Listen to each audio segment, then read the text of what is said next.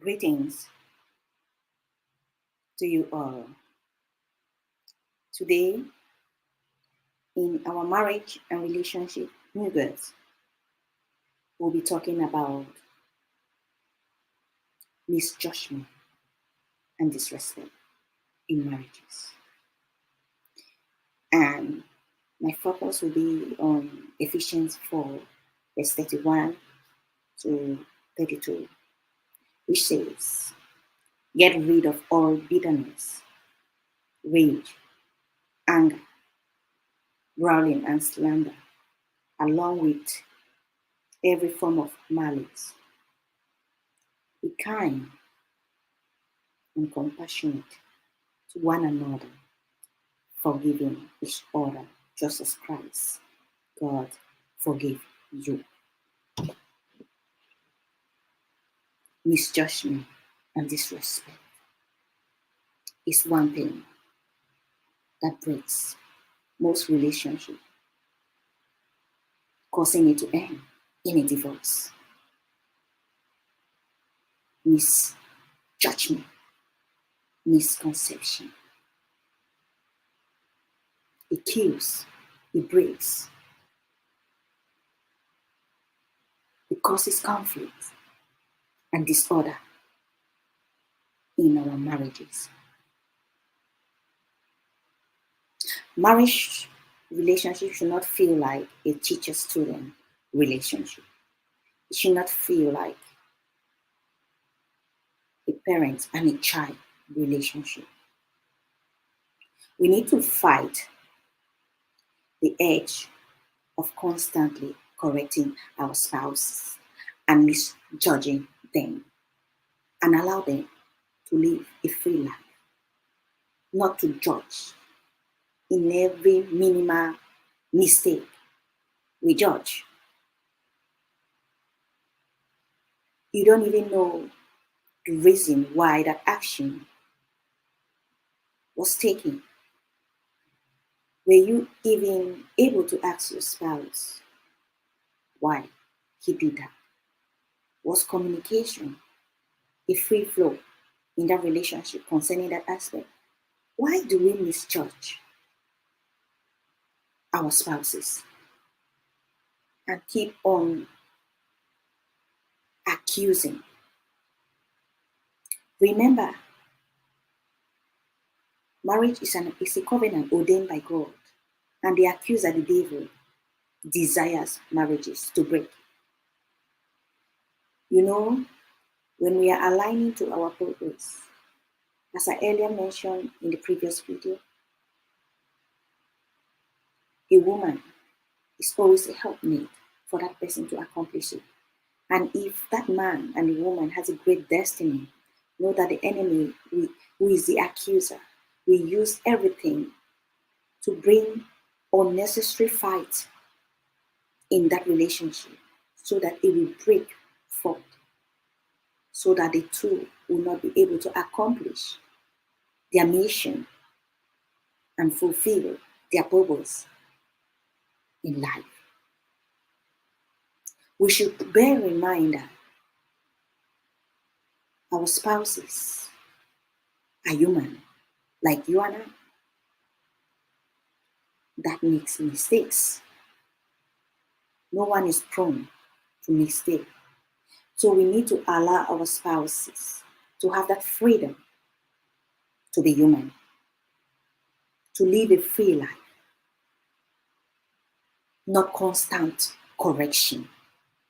Every minimal thing, we are there to correct, misjudge, condemn, use some words. Remember, the words you will use against your spouse will be the words the enemy will use to fight your marriage. So watch out those words that comes out because of misjudgment.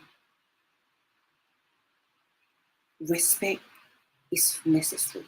As I earlier mentioned, it is not a teacher-student relationship. It's made by two adults with two distinct characters. We should give our spouses the chance to have freedom, not pricking them in every little thing they do. It just arouses anger, bitterness, frustration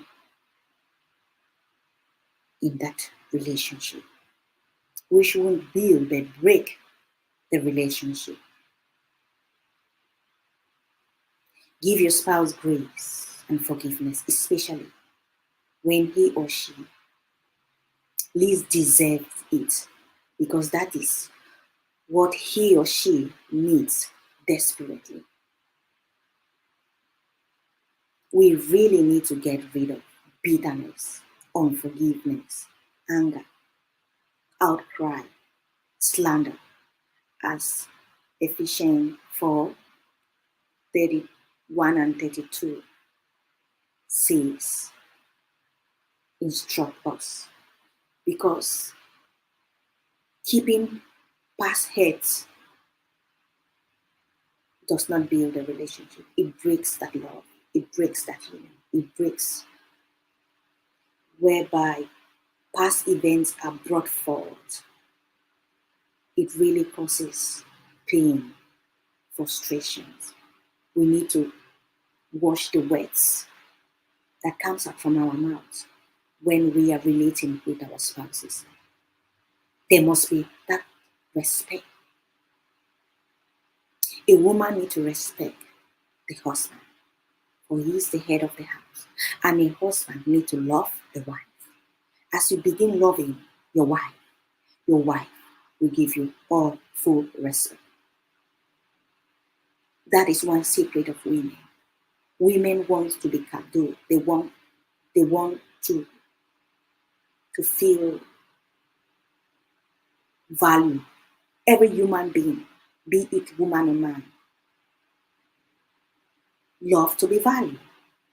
And if you value something, the person will want to maintain that and bring in the best out of that. But if you disvalue and disrespect, it breaks that person. The person is not even encouraged to do what he or she has been doing.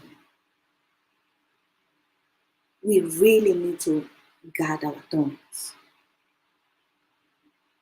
That is why the Bible even says, watch your tongue, tame your tongue.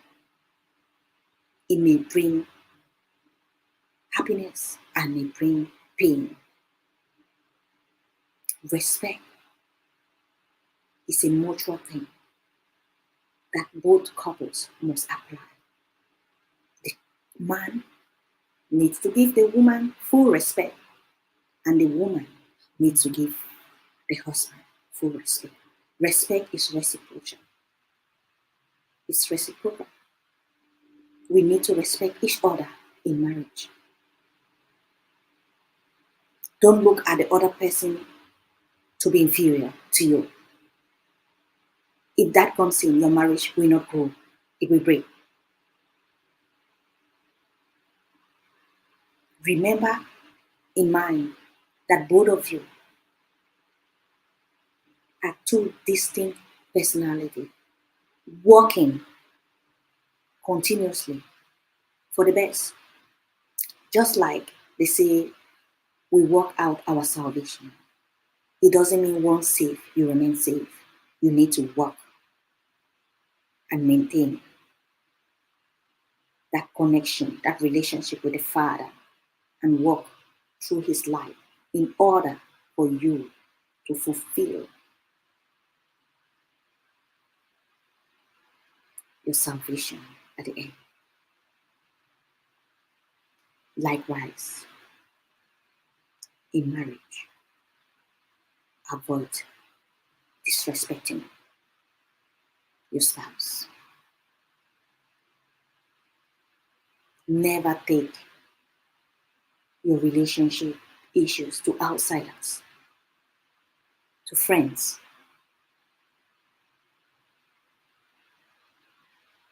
You may take it to a counselor or a mentor. Couples need mentors and they need counseling. Counseling must not only be done prior to marriage, even in marriage, it is necessary to meet a counselor in that domain. So that sometimes we may be doing some mistakes, resulting to misjudgment, which can be as a result of us not realizing sometimes we don't listen to our spouse when he or she is speaking to us. But when we have the opportunity to meet a counselor, both of us will be able to express ourselves, and with that, if we are willing to align, we will align in the marriage, we flourish. But the two things I want us to get from this short message is misjudgment is not necessary. Disrespect is not necessary in relationship. If we want that relationship, that marriage to flourish, we need to respect each other. Mutual respect. Not that kind of child-parents respect. Not the kind of teacher-student respect. But both of us need to respect ourselves, putting God at the center to give us wisdom. As Ephesians 1 verse 18, 17 and 18, that we should ask God for the spirit of wisdom. It is needed in marriages. It's a daily dose. We need to seek God for wisdom in order to navigate, not to fall prone to judgment, unnecessary misjudgment, disrespect. May we value each other and show respect. Thank you for joining us. If you want to get more on marriage relationship counseling, you can check on our website and contact me for coaching. God bless you. Have a blessed day. Thank you for watching.